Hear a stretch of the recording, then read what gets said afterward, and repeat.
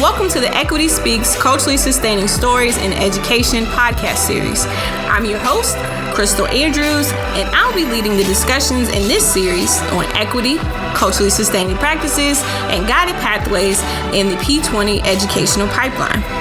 This podcast is brought to you by the Office of Community College Research and Leadership, or in short, OCCRL, in the College of Education at the University of Illinois at Urbana-Champaign, with sponsorship from the Bill and Melinda Gates Foundation. Equity Speaks is an interactive portion of the Community College for All professional development series that OCCRL is curating in order to conceptualize how equity is embedded and operationalized within the everyday work of those who are on the front lines serving minoritized students in community colleges. Each of our podcasts will cover various perspectives on topics that speak to culturally sustaining and equity-centered practices. This series will highlight the experiences of administrators, faculty, and staff who are working in various areas of education. We hope that you find their stories to be enlightening and applicable to your work. For our first episode, we are exploring the culturally sustaining leadership practices that staff and administrators use while working with their student populations. For this episode, we will hear from Mr. Brandon Bellamy of Howard County Community College in Maryland and Dr. Rhonda Coates of Davidson County Community College in North Carolina. We will hear a little bit about their leadership journey and how their roles influence the leveraging of equity-embedded practices and policies on their campuses. But before we delve into our interviews with our guests for this episode, it is important that we do some level setting in defining what exactly is culturally sustaining leadership. And for this definition, we sought the expertise of Dr. Muhammad Khalifa, a professor at the University of Minnesota who specializes in this area of research.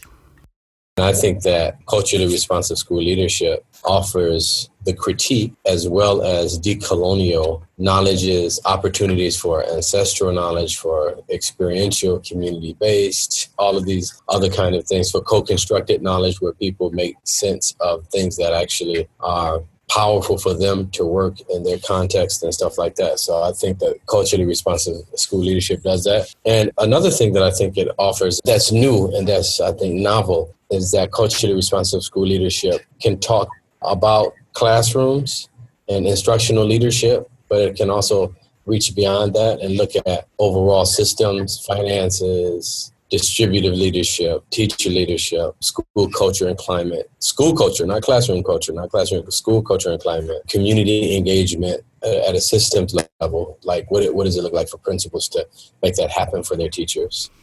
Given Dr. Khalifa's definition, we turn to our guests, Mr. Brandon Bellamy and Dr. Rhonda Coates, for their unique experiences as practitioners and administrators. While both of our guests told us their journeys toward becoming culturally sustaining leaders, they unanimously attributed their education and personal experiences as their motivation that led to their careers. Both of our guests are graduates of a historically Black college and university, also known as an HBCU.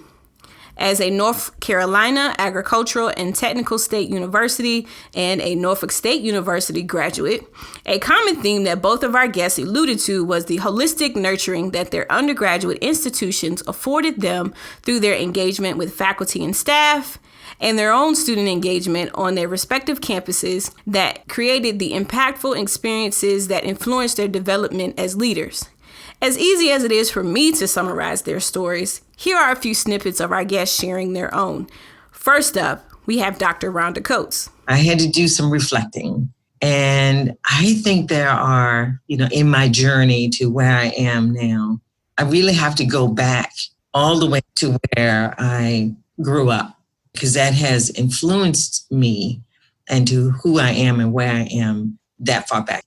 In Virginia, I grew up in Virginia during segregation and rural Virginia, where it was very evident to me as a child growing up, I could see how people who looked like me were mistreated.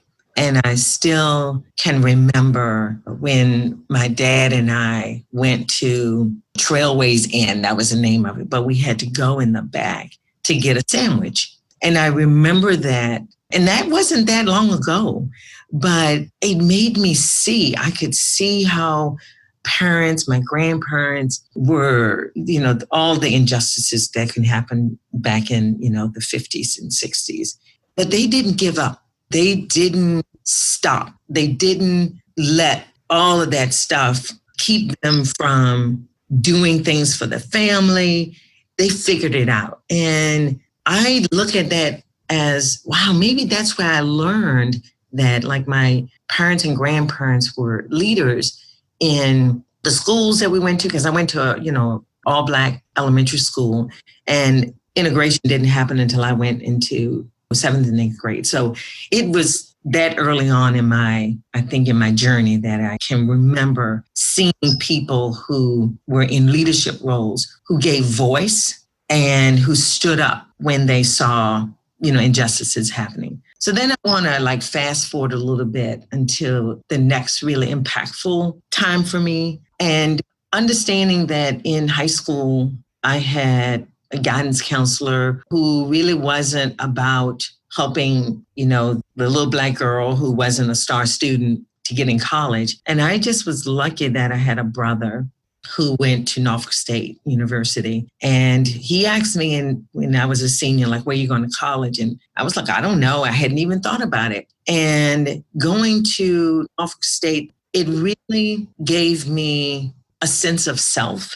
They really thought I was smart. They gave me a scholarship, and it changed how I thought about myself and how I thought about college. And they cared about me. I had a professor to actually say, where were you yesterday? And I'm like, wow, I didn't even know that you had missed me. But they created this environment at this historically Black college that made me feel like I was smart and that I had something to offer and that they cared about me. So yet another, a place in my life that said, being around other Black students and being around professors and the college president, I could see people in leadership roles who looked like me. Very much impactful.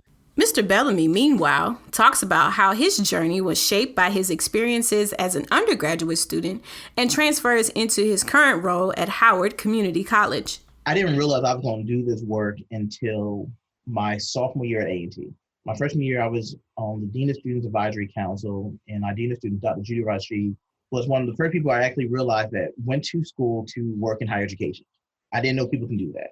And just the experience at A&T, the people that I met, and the commitment to ensuring that students that look like me were successful serves as the foundation for everything I do.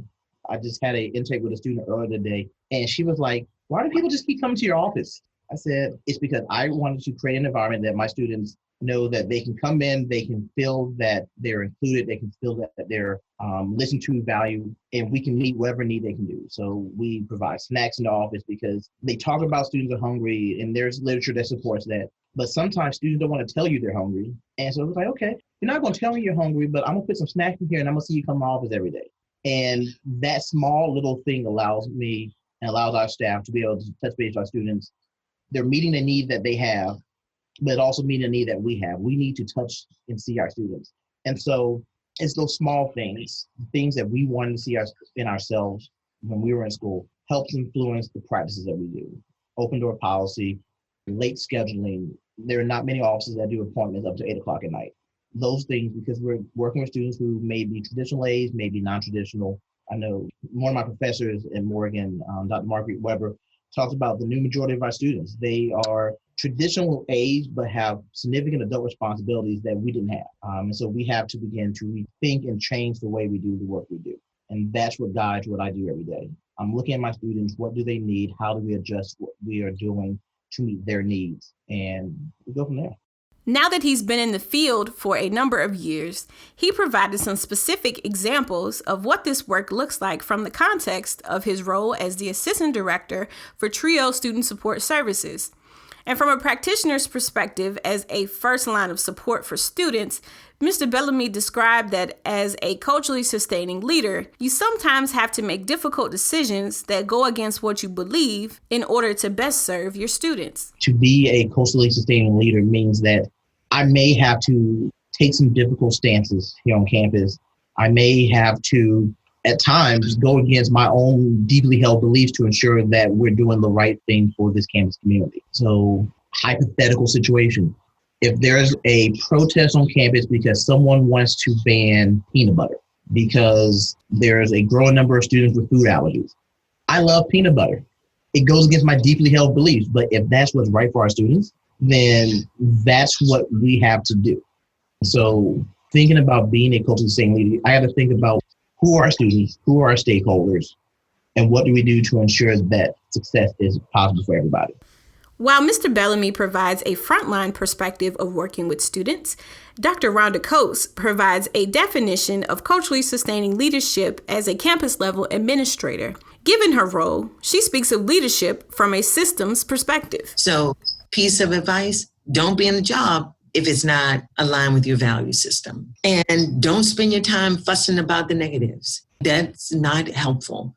What is helpful is for you to acknowledge and see it, but then think and strategize about how do you move the needle. That's something that people need to really, when you're talking about leadership is about strategically thinking, not just doing, but strategically doing things that will matter and make a difference. Because then you can see the result of your work or of your strategy. Did it work? Did it not? And obviously, I enjoy thinking about that kind of stuff and like, oh yeah, how do you get people to do things and to think about things that they might not have thought about, but you can frame it in a way that they can get it. Like that is such a skill to develop. You don't argue and fuss with people, but you have conversations and dialogue and understand, okay, this is what that perspective is. Now, how do I get that person to think about a different perspective without making them feel like,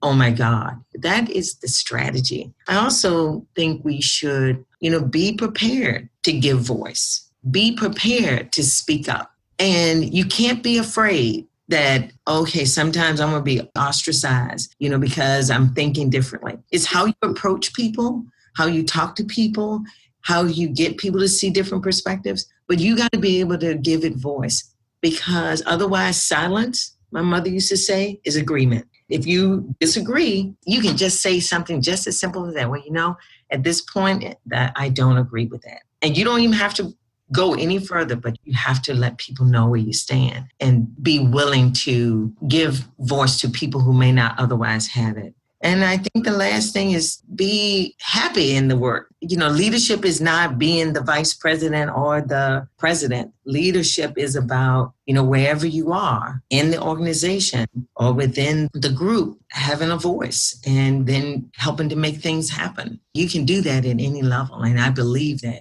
We did the Faculty and Staff of Color Conference in Washington. One of the things that we did was, we did not put titles on anybody's name tag. We didn't put Dr. So-and-so, Vice President so-and-so, you just was Rhonda. Because when you came there, I wanted everybody to feel your voice is just as important. It doesn't matter where you are in the organization. Like you're experiencing something, let's talk about it. So be happy in the work and then you'll sustain yourself. As a seasoned administrator, the examples of culturally responsive leadership that Dr. Coates provides come from more than 30 years of experience as a community college leader. However, she says the most impactful experience that influenced her career was her time working with the State Board for Technical and Community Colleges in Washington State.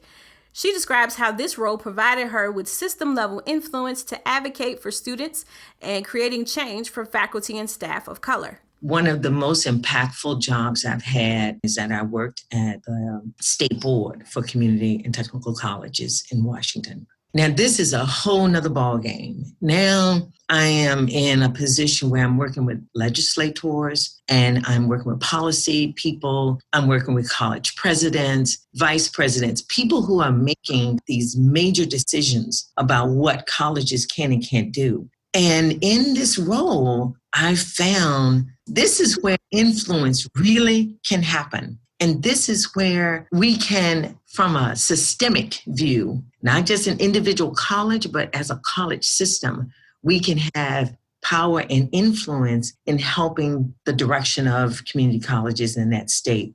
And, I had a lot of great success there in raising probably the visibility of students of color and that access and success in colleges. I had success with, students with disabilities. So I was in student affairs, but at a state level, and I could influence people who may not be able to have voice, like even the faculty and staff at the colleges. Like I was one of the founders of the Washington State Faculty and Staff of Color Conference, and it is in this 25th year now. And so that kind of legacy says, yes, you can make change. You can do things. You just got to have that drive. You got to have the venue to do it. And the state board was perfect for me in elevating kind of some of this drive I have inside. I don't know whether I want to say to be a leader, but to give voice to people who might not otherwise have it. According to the leaders we spoke to, they were most successful as culturally responsive leaders when faculty and staff readily acknowledged equity. For example, Dr. Coates discusses how important it is to be a change agent in order to help move the needle forward on systemic, culturally responsive practices and policies. I feel hopeful that more people can see what I can see. And I don't have to convince people that something's wrong. The people are able to see it. White people are able to see it. And they're able to acknowledge, like, this is not okay. And I feel like that's a change from 10, 20 years ago, where people had to build arguments, about, let's look at the data. The data will tell us. Yeah, now people are, I think they're using data as a means to substantiate the severity of the issues that, people might be having. But they're also then marrying that with kind of that qualitative piece. So from a research perspective, like you can hear people's stories. And now these stories are not made up. And because people would always challenge that. So now you're taking the stories and now you're saying, see, this is how severe the problem is or how we need to address it. So I am hopeful that this kind of growth in what people can see, like the equity lens that people can look through, are much broader now. And not like just 5 of us can see it. But now I can see people also speaking up and saying, this is not okay. This is not okay. We're not doing that. Now, in a perfect world, everybody would see it, right? Which is not going to happen. But in a more perfect is that now we have ways to address what we see. And you don't have to convince people that you should care about this. Everybody should care about how another human being is experiencing life or experiencing the college. And if we have to think about every aspect of college, we need to examine it. And in the perfect world, everybody is looking and could see, in the curriculum, what are we doing? What does the syllabus tell us? What are we writing? How are we doing teaching and learning? Or in admissions to the college or to a special program? What does that look like? What are the co-curricular activities we're bringing? Like, we should be looking at the whole institution through the eyes of the equity lens. That would be perfect. That would be the perfect world. Similarly, Mr. Bellamy discussed examples of what culturally sustaining leadership should look like in practice. I think the leadership of our unit that we're in has made this a priority. My director, when I started at the college 6 years ago, told me, do your job, do it well, do it in a way that supports our students. And as a result, the programs and the initiatives that we've created have been fully supported, and the techniques we do. So, for example, we have a Latino and Hispanic student leadership program. And we understand in a lot of Latinx cultures, family is important. But the funny part is, in many of our cultures, the family's important. And so oftentimes I'll talk with a student, we'll do our advising session, and it'll be like, hey, can we call my mom? The advisor in me cringes because it's like, why are we bringing mom into the conversation? This is your decision. But then I step back and realize, okay, for this student and for this family, it's important that everyone knows what's going on. And so we talk about with our staff, we talk about students, bring the people who are important to these decisions to the table so that everybody understands what we're doing. Because a lot of times when you don't include, let's say, mom and dad in a decision, or at least don't inform them, there's some dissonance. And the student comes back and say, hey, I want to transfer to Frostburg State, but my parents don't want me to leave home. Can you help me explain why this is important? So when I'm thinking about culturally sustained leadership, I'm also thinking about how do we ensure that we're making sure that our students' own cultural backgrounds are reflected in the work we do, in our advising practices, in our office practices. We actually have a program here called Career Links, and it supports single parents and displaced homemakers. And as a result, that population can't just come to a program at 2:00 in the afternoon, especially if they got to pick kids up from school. And so Career Links chooses to do programs 6, 7 o'clock at night. They do programs that actually support the children of these students, because having a parent in school is different. The kids going to school, the parents going to school, how does that work? So we have to build around the students we're serving, around the populations, and be willing to work around policies that build barriers, but then also be willing to go and make new policies that work better for our students. The last question we asked Mr. Bellamy was what culturally responsive leadership looks like when implementing a guided pathways framework, which is a curricular and institutional model that improves student outcomes and experiences through major specific curriculum that is aligned in a way that assists students in obtaining a credential. So we are actually in the process of building our pathways. We'll be doing a soft launch of a number of our pathways this fall. And what the pathways process and talking about equity has been is bringing in the advising adjacent people to the table. So here at HUC, our advisors are in enrollment services, but a lot of our programs, our cohort programs, we do a lot of our own advising. So we're also at the table and helping build these pathways. There's actually a whole subcommittee assigned to developing and looking at how academic support and completion services work within each of the pathways. So how do we build career services in? How do we make sure that our colleagues who work in disability support services are embedded into these pathways so that we know how to best advise? And then also in my role, I serve as the chair of the Maryland Academic Advising Affinity Group, which reports to the Chief Student Affairs Officer here in the state of Maryland. So as we're looking at other institutions doing pathways, we know from the get-go that TRIO, Howard Pride, Minority Male Leadership Program, and Bichon, Silas Craft, programs that serve significant populations of underrepresented students, we have to be at the table. We have to be able to talk about and think, how do we explain these pathways to our students? And also explain to the students how that a pathway doesn't change their process of transfer, but instead it makes it potentially a lot easier for a student to transfer within a set of careers. To close out our episode, here are a few key things to consider. With everything that we heard from our guests, we know that in order to promote culturally sustaining leadership, we must not only espouse the belief of meeting the needs of our students, we must do the hard work required to make those changes needed to support those students. And it is important to take time to think about what resources we need to make those changes happen. So understanding our context as practitioners or faculty and staff and our institution's culture is key to developing strategies that garner the influence that we need to get people on board with equity-oriented change. And as we learn from our guests, our experiences, whether personal, educational, or career-related, they inform the shaping of our leadership styles.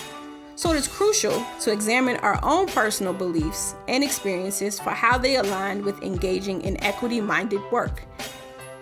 Thanks for joining us on this episode of Equity Speaks, Culturally Sustaining Stories in Education. Stay tuned for future episodes about culturally sustaining practices in P20 education. Support for the Community Colleges for All, also known as CC-All, is provided by funding from the Bill and Melinda Gates Foundation. Any opinions, findings, and conclusions or recommendations expressed in this material are those of the authors and do not necessarily reflect the views of the Bill and Melinda Gates Foundation.